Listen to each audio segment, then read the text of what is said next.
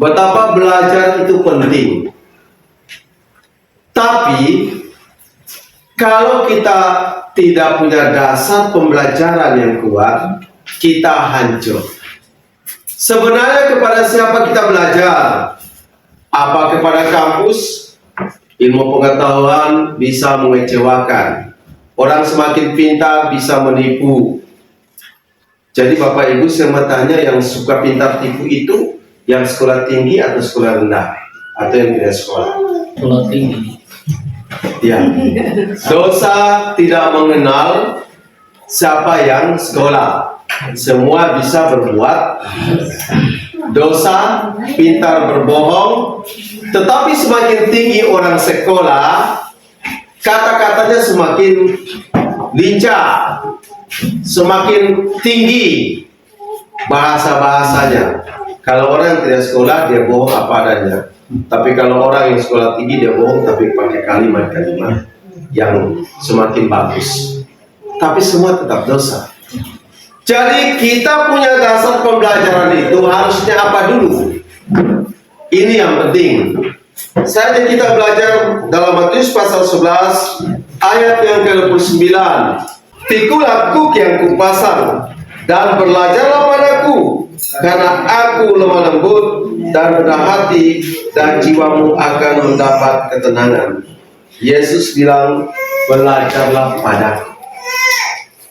Ini yang penting. Karena belajar pada gembala pasti kecewa. Belajar pada bupati pasti kecewa. Belajar kepada atasan pasti kecewa. Kalau tidak punya dasar yang kuat, yaitu belajar dari Yesus. Banyak orang kecewa dalam gereja.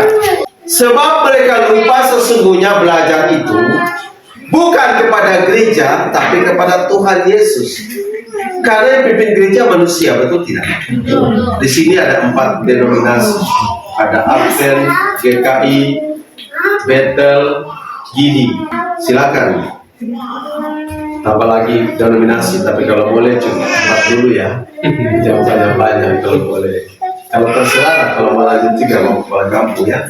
Tapi harus sungguh-sungguh dari Tuhan. Jangan karena baku marah, satu buat dia punya. Baku marah, satu buat dia punya. Ya, kita tidak bisa bicara, masing-masing punya keputusan. Belajar dari Yesus. Yesus mengatakan apa? Karena aku lemah lembut, rendah hati, dan jiwamu akan mendapat ketenangan. Itu pentingnya belajar dari Yesus. Mendapat ketenangan. Banyak orang Kristen bilang ikut Tuhan Yesus sungguh-sungguh itu makin susah. Amin. Salah. Ya. Salah. Jadi Tuhan Yesus bilang apa? Mendapat ketenangan kalau belajar dari Yesus. Jadi seharusnya semakin ikut Tuhan Yesus, semakin mendapat ketenangan. Amin. Nah, ini bervitaminkan dosa takut salah. Karena kan banyak hanya sekedar amin, tidak mengerti benar atau salah. Hal yang membuat kami terus melayani 20 tahun, 21 tahun pergi pulang Sungai Peronai ini, berapa kali mampir ke KBRI karena belajar dari Yesus. Dia memberikan kelegaan, kata Yesus. Mengapa belajar dari Yesus? Kita lihat dalam Yohanes 7. Injil Yohanes pasal 7 ayat 15. Ya. Maka heranlah orang-orang Yahudi dan berkata, bagaimanakah orang ini mempunyai pengetahuan demikian tanpa belajar? Yesus bicara. Orang Yahudi heran. Ini orang pintar bagaimana tidak pernah belajar. Tidak pernah belajar, kenapa pintar begitu?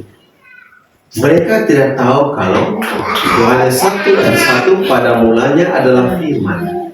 Firman itu bersama-sama dengan Allah, dan firman itu adalah Allah. Dan mereka tidak tahu di dalam Kolose pasal 2 ayat 3. Sebab di dalam Yesus sajalah tersembunyi segala harta, hikmat, dan pengetahuan. Itu dasar belajar kita yang kuat, yaitu Yesus. Kalau tidak, percuma. Semakin pintar, ingat, orang bukan semakin baik. Dengan semakin tingginya peradaban, kemajuan. BTS datang, orang pikir barang bagus. Kita bersyukur BTS masuk, Tower ini masuk. Bersyukur ini bagus, tapi ada juga efek negatifnya. Anak kecil bisa menonton video porno. Anak-anak muda bisa buang waktu habis hanya untuk video porno. Orang tua juga bisa. Akhirnya semuanya lihat TikTok menari-menari di luar, gereja tetap kosong. Kalau Tower datang, orang semakin banyak masuk gereja tidak? Kan sama saja kan? Bapak yang tua-tua juga joget TikTok. Tapi di sini tidak ada ya. Tua-tua juga TikTok. Anak-anak muda. Bagaimana? Untuk itulah kita perlu kembali belajar pada Yesus. Gereja apapun juga, kita gereja masing-masing karena masing-masing punya aturan, betul tidak? Karena Yesus datang ke dunia tidak beraturan. Tuhan Yesus datang ke dunia ini tidak beraturan. Karena apa? Dia datang bawa dirinya. Itu penting. Dia datang bawa dirinya untuk mati bagi kita. Sama seperti Bapak kepala kampung punya istri. Ibu tenggelam, anggap ibu tidak bisa berenang. Lalu Bapak kepala kampung tulis surat, tenang sayang, tetap tenang, tetap diam, gerakan badan, tahan nafas. Surat itu bagus kan? Bapak kepala kampung buang ke Maitua, Maitua bisa selamat? Tidak, walaupun aturannya bagus. Agama kasih aturan, bagus agama. Gereja kasih aturan, sampai banyak orang tambah dosa karena gereja terlalu banyak aturan. Tidak boleh selip pinang, tidak boleh rokok, jadi di depan klasis, depan pendeta tidak berani rokok. Tapi di luar sana berani. Karena gereja kasih aturan, tidak boleh makan daging babi, tapi di luar sana hantam. Begitu. Karena Yesus datang bawa dirinya mati di atas kayu salib. Pak kepala kampung punya istri tenggelam, dia tidak perlu itu surat, dia langsung datang sendiri, dia angkat, dia selamatkan. Itu yang Yesus lakukan. Setelah selamatkan, baru Bapak kepala kampung ajarin istrinya cara berenang seperti itu. Bisa ya? Bisa. Seperti itu kita dalam Tuhan Yesus. Makanya kita perlu belajar Tuhan Yesus.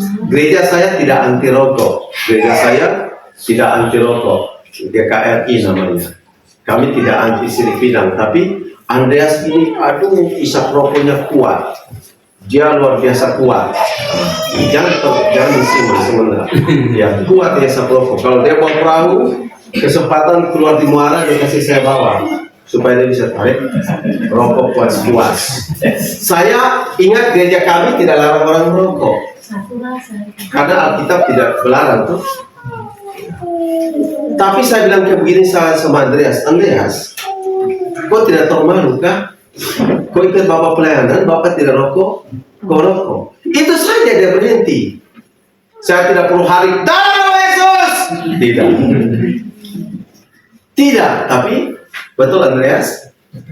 Nah, ini orang Aulia kan dari kecil sudah pintar rokok. Mungkin Toto Beri juga kan? Nah, jadi sebenarnya kita gereja tidak perlu buat banyak aturan. Orang harus punya kesadaran sendiri. Kenapa saya berhenti minum mabuk? Bukan karena ada yang pukul, bukan karena ada yang bawa saya ke polisi. Tapi saya menyadari Yesus datang mati untuk saya. Dia selamatkan hidup saya. Kenapa saya kasih hancur? Betul tidak? Rokok itu menghancurkan tidak? Mabuk menghancurkan tidak?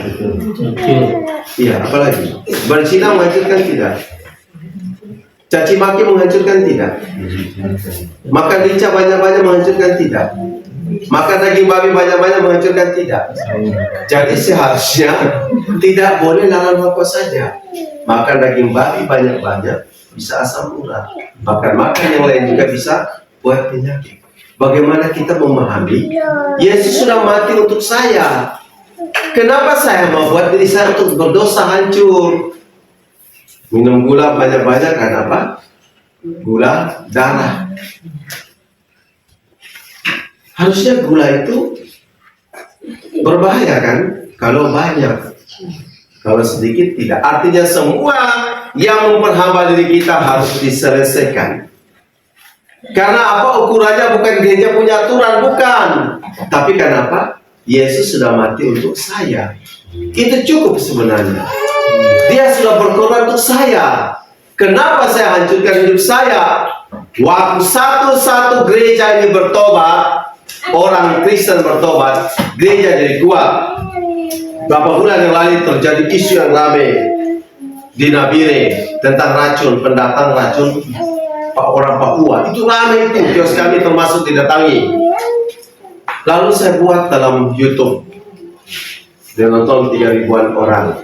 Saya bilang, sebenarnya racun yang mematikan itu bukan dari pendatang saja. Kita sama-sama orang Papua juga mematikan. Apa? Alkohol. Setiap hari kita dengar banyak orang mati karena alkohol. Tabrakan, anak saya 2 ditabrak dari belakang oleh orang mabuknya mati, kami harus beli peti mati, harus urus yang lain lagi. Karena alkohol ini. Bagaimana cara berhenti? Tidak bisa gereja paksa, gereja akan kosong. Betul tidak? Pendeta tiap hari khotbah tentang alkohol, stop alkohol, gereja kosong. Lalu pendeta bilang kamu murtad. Tidak. Tapi waktu setiap orang punya kesadaran, itu salah, sebenarnya selesai. Kita mau selamatkan Toto Beri, Bapak Ibu? Mau selamatkan Toto Beri? Tugas kita bersama. Tanggung jawab siapa? Masing-masing. Mau belajar, belajar pada Yesus. Itu yang terpenting. Tidak usahlah bilang gereja saya. Ada yang bilang semangat nyanyi, ada Roh Kudus.